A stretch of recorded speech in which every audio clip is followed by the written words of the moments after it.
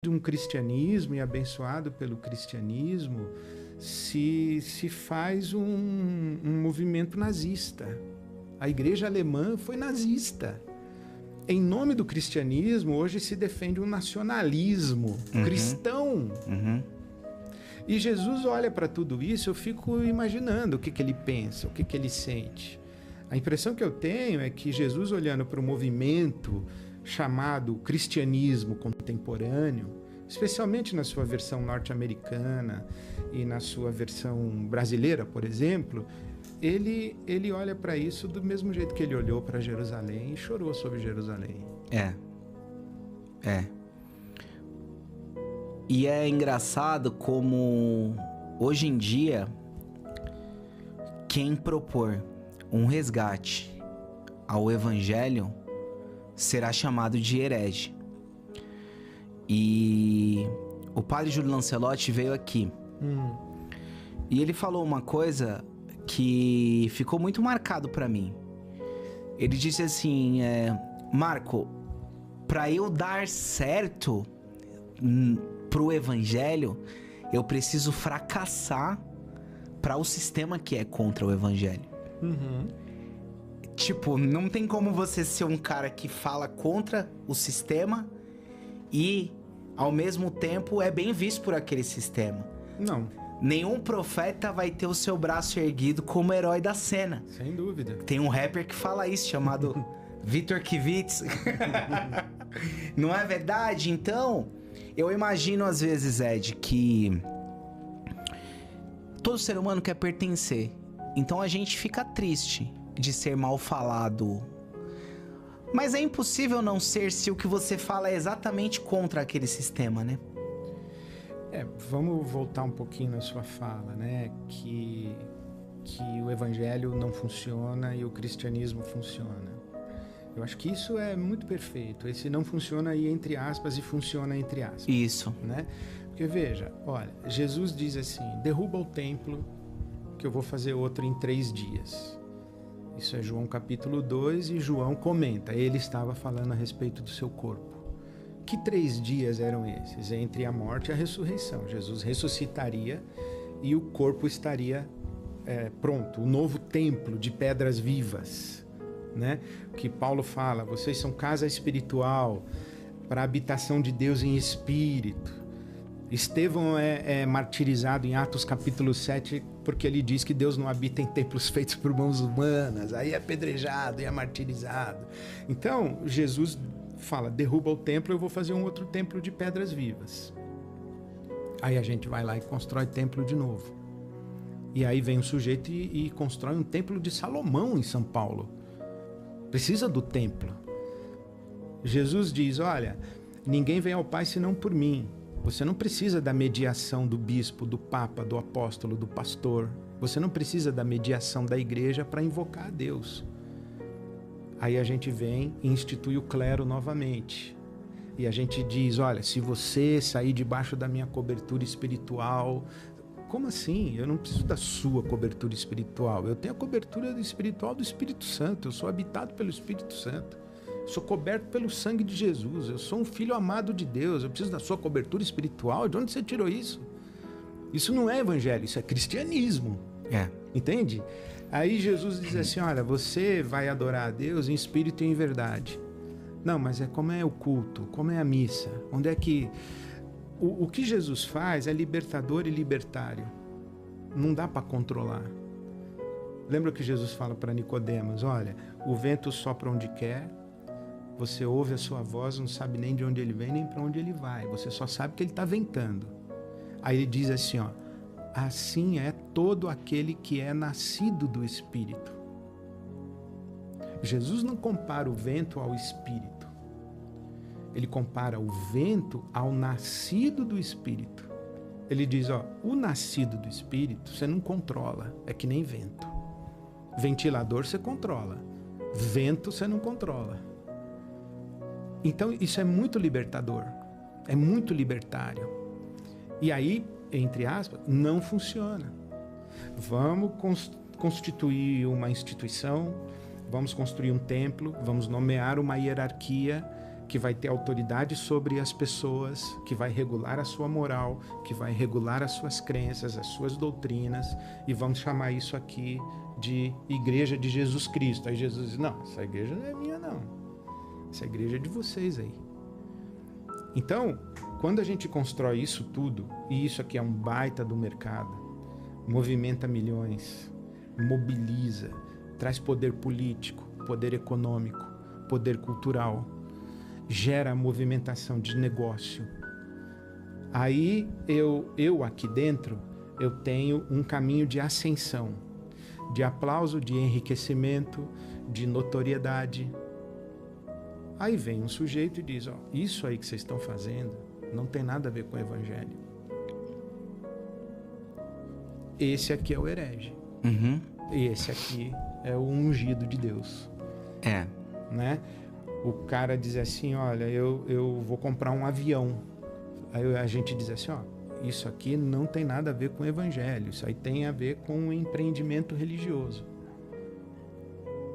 Aí a gente está falando contra um ungido de Deus. É. Então as coisas estão muito comprometidas. Mas é o que você falou. Não dá para você esperar aplauso do sistema a respeito do qual você profetiza. É Elias falando com Acabe. O Acabe diz, você é o perturbador de Israel? O Elias diz, não, eu não. É você com a sua feitiçaria e com a sua promiscuidade. Eu não estou perturbando Israel. Está perturbando Israel é você. Profetas sempre foram mal vistos. Malquistos. Mal vistos e malquistos, e malquistos. É interessante. Eu tava pensando assim, Ed. Vocês, a partir de uma leitura dos teólogos latino-americanos e várias coisas que vocês foram aprendendo, vocês começaram a entender que o evangélico, o cristão, o discípulo de Jesus, ele precisava ser um bom homem na sociedade. Ele precisa somar na sociedade. E pelo que eu vejo, a igreja evangélica, em sua maioria, ela não ensina você a ser cidadão, ela ensina você a ser evangélico. E aí quando você vai falar de, sei lá, de aquecimento global, de você não ter preconceito, coisa assim, meio que você tá viajando. Você tá trazendo o mundo pra dentro da igreja. Porque a igreja evangélica tá preocupada com o culto. Ela não sabe fazer sociedade, ela sabe fazer culto. Por isso que na Celso Garcia tem templos muito bonitos, mas ao redor da Celso Garcia tá cheio de gente miserável. Indigente. Né? Então, assim, aquela igreja não melhora o bairro que ela faz parte. Porque ela não está lá para isso. Não, ela tá ali para se melhorar. O templo cada vez cresce e ao redor do templo apodrece. Como se ao redor não fizesse parte da ideia. E aí, é muito louco isso, porque a ideia do sal da terra, né? Seria a gente transformar a sociedade que a gente está convivendo e essas pautas da sociedade serem pautas nossas, né?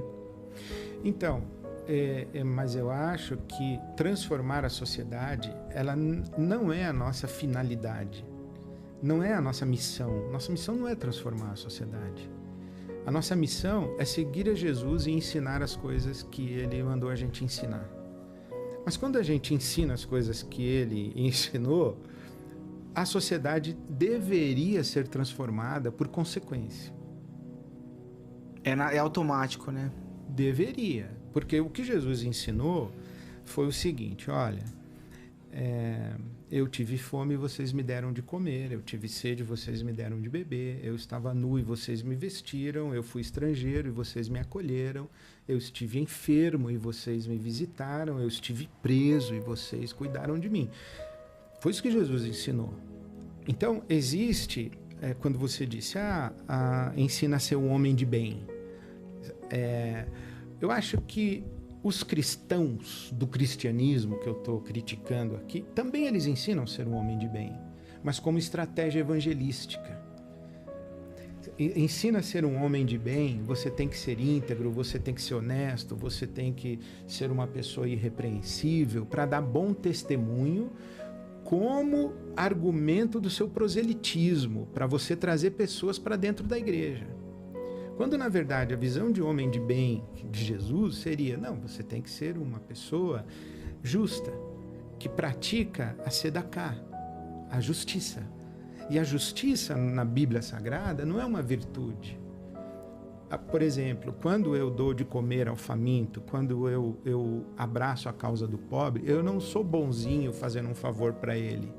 E muito menos eu estou fazendo uma estratégia evangelística para ele se converter e vir para a minha igreja. Não, eu estou praticando a justiça do reino de Deus. Não foi isso que Jesus falou? Se vocês buscarem em primeiro lugar o reino de Deus e a sua justiça, vocês não vão precisar se preocupar com o que tem para comer, beber e vestir. Porque quando você encontrar uma pessoa sem roupa, você vai dizer, ali está Jesus nu, eu vou vestir essa pessoa. Ali está Jesus com fome, eu vou alimentar essa pessoa. Ali está Jesus com sede. Se vocês buscarem o reino de Deus e a sua justiça.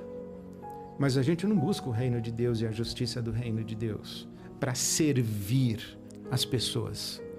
A gente busca uma ação proselitista para aumentar a nossa igreja. E como essa pessoa que está indigente na calçada não vai dar dízimo, não vai dar oferta, não vai participar da corrente da fé, não me interessa. Não me interessa. Então, o conceito de ser uma pessoa boa, dentro da lógica religiosa proselitista, é um. E o conceito de ser uma pessoa justa do reino de Deus é outro. Qual a diferença? Um quer servir. O outro quer usar. O outro quer usar e quer ser servido, né? Pela multidão. Quer controlar. Fique debaixo da minha bênção. Venha para essa comunidade porque Deus está fazendo uma coisa aqui. Não, Deus não tem que estar fazendo uma coisa aqui.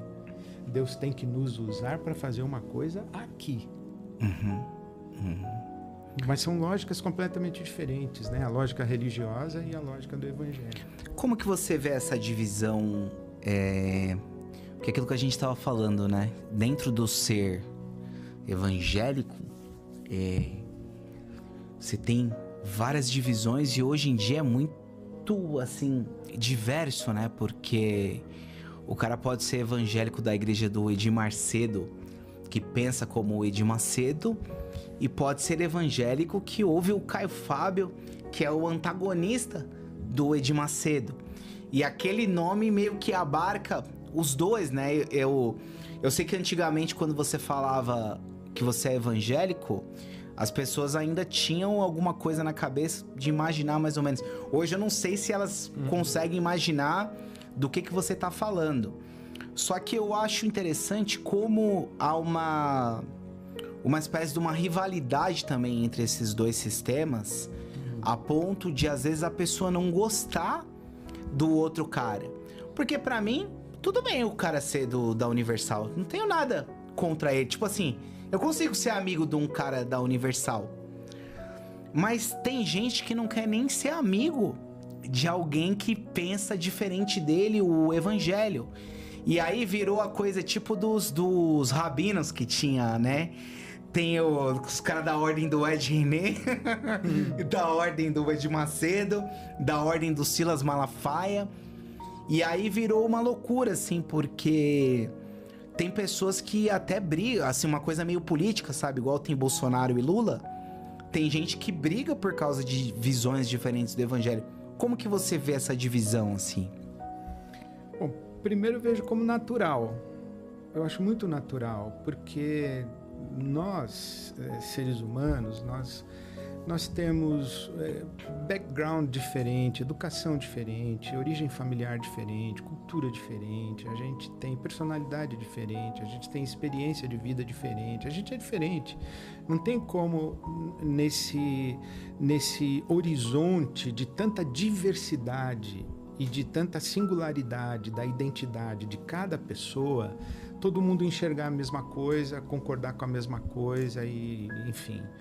Então eu vejo como natural. Isso que acontece dentro do nosso movimento evangélico, acontece também dentro do catolicismo. Fala assim, eu sou católico. Mas você é católico o quê? Católico tipo Arautos do Evangelho, TFP, Opus Dei? Ou você é católico do tipo Teologia da Libertação? Você é católico tipo Papa Francisco ou tipo Papa Bento XVI? Sabe, você é católico do tipo Frei Gilson ou você é católico do tipo Frei Beto? Então tem essa diversidade, eu acho que é natural. No começo do meu ministério pastoral, Marco, eu pensava, eu acho que eu passei por várias fases da minha peregrinação religiosa, pastoral, espiritual. No começo, por ter sido criado numa tradição protestante reformada, eu entendia que o evangelho tinha a ver com a verdade. Né? Eu tenho a verdade, a minha doutrina é a mais correta, a minha doutrina é a mais pura, essa aqui é a melhor interpretação da Bíblia, esse meu catecismo, a minha confissão de fé. Eu achava que o evangelho era isso. Então eu criticava o pentecostal, que não sabia fazer hermenêutica do livro de Atos dos Apóstolos, e inventava esse negócio de dom de língua para cá, segunda bênção. Não, esses caras não têm boa teologia. Eu criticava os católicos, porque eu achava que o evangelho tinha a ver com a verdade. Aí depois eu me encantei com o movimento pentecostal. Eu falei, não é com a verdade, é com o poder. É o poder do Espírito Santo. O que divide as pessoas não é as que creem correto e as que não creem correto. É quem tem o poder e quem não tem. Quem tem unção e quem não tem unção. Aí depois eu vi que esse negócio também não funcionava. Eu falei, não, eu acho que é o amor. É quem ama, quem não ama, porque Jesus disse, né? Vocês serão conhecidos se amar, não sei o quê. Eu falei, do amor, mas... Aí depois eu fui para a diaconia, eu falei, não, é para quem serve o próximo, porque o amor serve, Jesus mandou lavar os pés e tal. E fui andando, E assim, eu não fui descartando, eu fui dizendo, olha, tem o lance da verdade, a sã doutrina, tem o conteúdo de fé, tem a heresia, tem uma coisa que bom, isso aí não dá para aceitar. Depois eu falei, tem o amor, tem o poder do Espírito Santo, tem o serviço ao próximo, tem tudo isso. Aí eu cheguei hoje eu penso o seguinte, que a experiência religiosa, ela tem a ver com o sentido.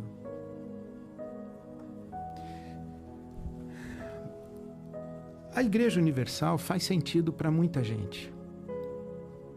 A Igreja Católica faz sentido para muita gente. O Espiritismo kardecista faz sentido para muita gente. O Islamismo faz sentido para muita gente. A Igreja Pentecostal e a Igreja Reformada, sabe? Faz sentido. E a gente tem que respeitar essa experiência de sentido das pessoas. E dizer o seguinte, olha, essa experiência aqui da Universal, para mim não faz sentido. Então eu tenho essa compreensão, essa vivência, essa pastoralidade, essa teologia. Falou assim, bom, o calvinismo faz sentido para esse pessoal, para mim não faz. O arminianismo faz sentido para esse pessoal, para mim não faz. Aí a gente vai sendo honesto com a nossa consciência diante de Deus, dizendo, isso faz sentido ou não faz sentido.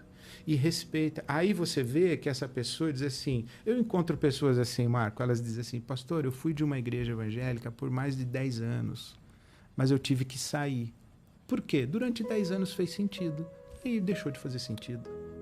Aí eu não vou julgar, eu só vou dizer, isso não faz sentido para mim, então eu não frequento aí. Mas eu não sou o cara que vai dizer se você é joio ou se você é trigo. Eu vou dizer, isso não faz sentido para mim.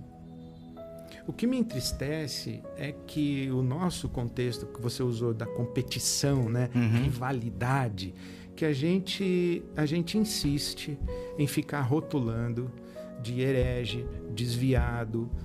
Por exemplo, me entristece demais uma pessoa entrar no meu Instagram e comentar o seguinte, que você é um câncer para a igreja no Brasil, que você é um filho do diabo, que você é um teólogo de Satanás a serviço do inferno. Por que precisa fazer isso? Por que a pessoa simplesmente diz, pô, o que esse cara está falando não faz sentido para mim? Eu vou buscar um outro Instagram para seguir. Mas essa postura nossa de achar que nós somos Nós somos o ombudsman da igreja evangélica. Eu sou a inquisição da igreja evangélica, vai ficar rotulando, descartando, rompendo. Eu acho que isso é danoso. Se a gente cultivasse uma postura mais respeitosa, eu acho que nós influenciaríamos muito mais o nosso país. Sim. Ainda mais que por que o nosso critério de segregação é doutrinário?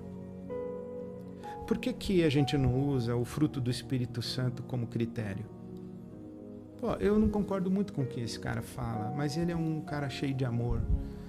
Ele é um cara cheio de mansidão. Esse cara, ele tem paciência, ele tem fidelidade, ele tem domínio próprio, ele é temperante, ele é um pacificador. Vamos junto. Mas não, a gente diz, não, esse cara aí é calvinista, isso é...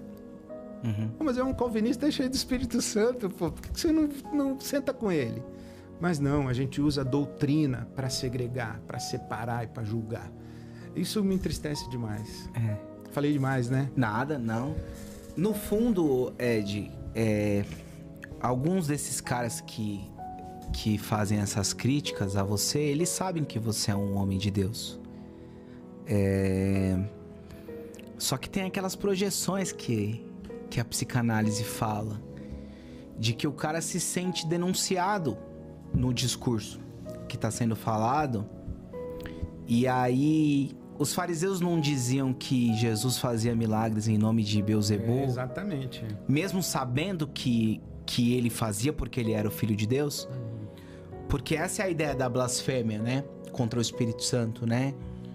Assim, não é você falar uma coisa porque você acha aquilo, mas é meio que você afirmar uma coisa sabendo que é outra, né?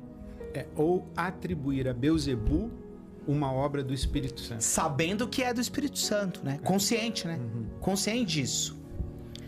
E assim, como você é um pastor que tem muita relevância, que a tua mensagem foi muito longe, que tem uma igreja que é uma igreja que chama muita atenção, é um cara que é solicitada a tua opinião para comentar sobre diversos assuntos dentro e fora da igreja, que grava café filosófico, que pessoas da sociedade querem saber o que o Ed René pensa. Eu imagino que isso causa um incômodo por si só em alguns, né? Inclusive, é até uma coisa que eu queria te perguntar, porque parece que todo mundo tá de olho no sermão do Ed René. O que é que o Ed vai pregar domingo? Eu tenho até uma sensação de que por um tempo você pautou algumas discussões. De tipo assim, o Ed tá falando de uma coisa e essa pauta começa a entrar. Você tinha a consciência disso? Porque parece que os caras ficavam decupando o teu sermão ali pra tentar ver se tinha alguma coisa e depois falar. Você tinha essa noção assim? Não tinha. Graças a Deus eu não tinha. Porque toda vez que eu subi no púlpito da IBAB, por exemplo, eu fui falar para a IBAB. Eu fui falar para aquela comunidade. Eu aprendi isso, né? Por isso, por exemplo, muitas pessoas falam, você não vai fazer uma IBAB em Salvador, uma IBAB em Porto Alegre, uma IBAB em Curitiba? Eu falei, não dá para fazer uma IBAB em Curitiba porque eu não tô lá. Porque o meu irmão fulano, Beltrano, Ciclano, o pastor tal que está aqui na minha equipe junto comigo, nós estamos fazendo isso aqui junto. Então, se você acha que o que nós estamos fazendo é legal, se inspira aqui e faz aí do seu jeito. Porque para acontecer o que está acontecendo aqui, é porque eu estou aqui. Então eu nunca quis reproduzir um fenômeno aqui. Por exemplo, em Atos capítulo 20, o apóstolo Paulo se despede da igreja de Éfeso e ele diz o seguinte: pastoreiem o rebanho de Deus sobre o qual ele vos constituiu bispos. Aí eu pensei, bom, se pá, Deus me constituiu bispo, pastor dessa comunidade aqui em São Paulo. Ele não me constituiu bispo da igreja brasileira. Ele não me constituiu bispo dos batistas do Brasil. Não, eu sou pastor de uma comunidade local. Então, toda vez que eu subi no púlpito da IBAB, eu subi para falar para aquelas pessoas, para a minha comunidade, onde eu estou ali. Que quando eu desço do púlpito, uma pessoa me para e diz: pastor, não entendi bem aquilo que você falou. Pastor, e não sei o quê. E aquele versículo e tal. Eu estou num movimento comunitário, eu estou sentindo que perguntas o meu rebanho está fazendo, que perguntas que aflições, que sofrimentos, que angústias, eu estou falando para essa comunidade. Só que aquilo que eu falo para essa comunidade, uma pessoa lá em Curitiba, outra lá no Piauí, outra lá no Japão, diz assim: isso que ele está falando ali faz sentido aqui também. Mas eu nunca falei lá para o Japão. Eu nunca falei lá para o Piauí. Eu falei para cá. E eu me surpreendo muito que isso que eu falo aqui se espalha. Ao mesmo tempo, eu tenho um pecado do orgulho, uma vaidade, que quando eu gravei a série Talmidim, e depois foi publicado o livro, foi em 2011. O primeiro vídeo que você subiu no YouTube foi que ano? 2011. 2011. Porque você é um dos caras mais antigos, assim, do YouTube. O livro foi publicado em 2014, mas o Talmidim foi em 2011. Com o Hugo Pessoa. Isso, foi com o Hugo. Uma produção bonita, um negócio diferente. Aqui em 2011 foi com o Hugo. Chamou a atenção, né? O Hugo e a Giovanna Borg, que fizeram junto comigo. Aí, em 2014, quando o livro foi lançado, eu fui para o Rio de Janeiro lançar o livro lá, com a editora. E veio uma senhora na fila e disse assim para mim: é um prazer conhecer o senhor pessoalmente, porque eu comecei a ouvir os seus vídeos na internet e eu não sabia se o senhor era padre, pastor, filósofo, se o senhor era espírita, eu não sabia o que o senhor era. Depois que eu descobri que o senhor era pastor evangélico.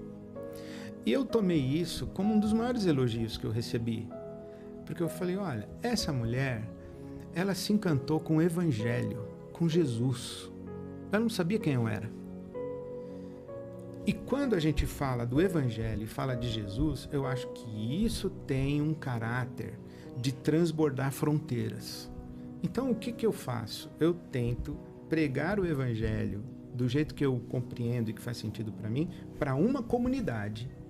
Mas se é mesmo evangelho, eu acredito que transborda.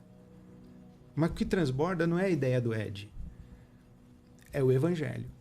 Eu espero que seja assim. Então, eu não tive consciência e nunca pretendi falar para fora da minha comunidade, embora eu soubesse que eu falava. Porque as pessoas falavam para mim que me ouviam. Como você acabou de dizer, eu fiquei muito feliz. E assim, a tua compreensão teológica, ela sempre vai mudando conforme você vai vivenciando coisas?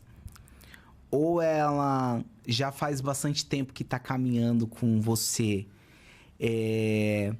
Porque tem alguns textos, vou dar um exemplo bobo, mas só para ilustrar a conversa para quem está ouvindo.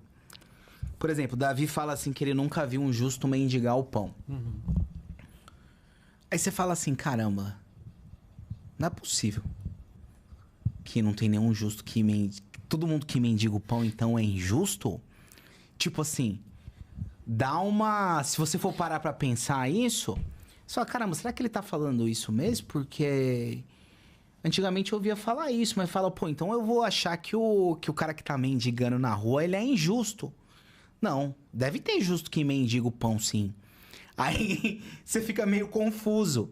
Como é que a sua interpretação foi mudando e também conforme o que você foi vendo na sociedade? Não sei se faz sentido minha pergunta. Faz total sentido. Olha, Marco, eu comecei a pregar com 16, 17 anos de idade. Hoje eu tô com 62. Então, é óbvio que eu não ensino hoje, com 62, o que eu pregava com 17. Quando eu comecei meu ministério pastoral, eu tinha 21 anos de idade.